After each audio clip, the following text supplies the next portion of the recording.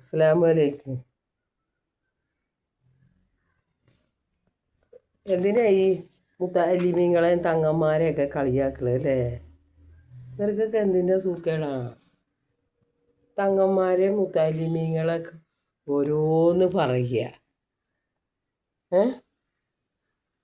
ഓരോന്ന് പറയുക. തങ്ങന്മാരെയും മുത്തല്ലിമീങ്ങളൊക്കെ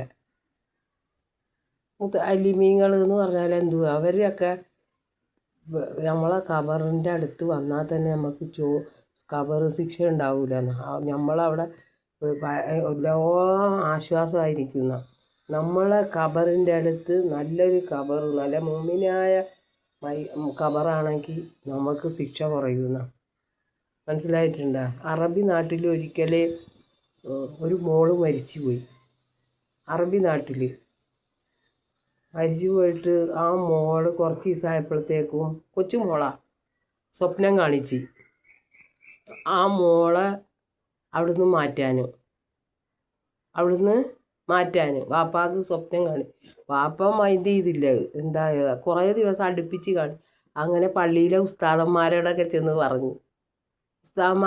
ചെന്ന് പറഞ്ഞ് പിന്നെ പോലീസും ഒക്കെ ആയി. കവർ പൊളിച്ച് കുഞ്ഞിനെ മാറ്റണ്ടേ? കുറച്ച് ദിവസമേ ആയിട്ടുള്ളൂ, 2 മാസം അങ്ങാണ്ട്.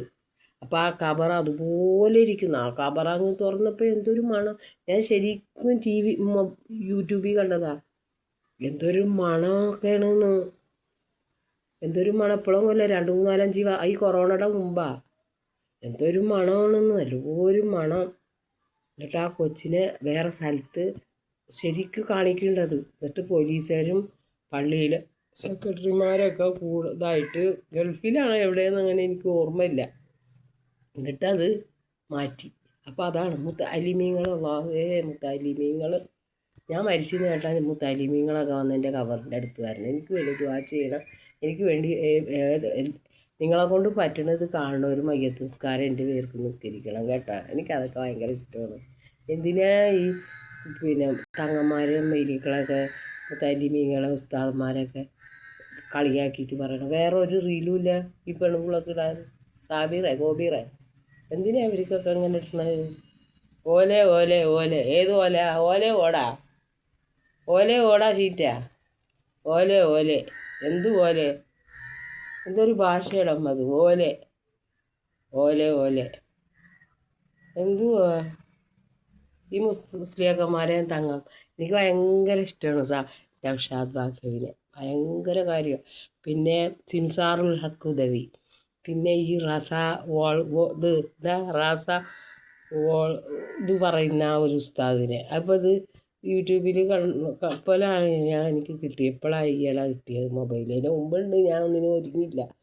അപ്പോൾ അതിനൊന്നും ഞാൻ ഒരുങ്ങിയിട്ടില്ലായിരുന്നു. അപ്പോൾ പിന്നെ അതും എനിക്ക് വലിയ കാര്യമാണ്.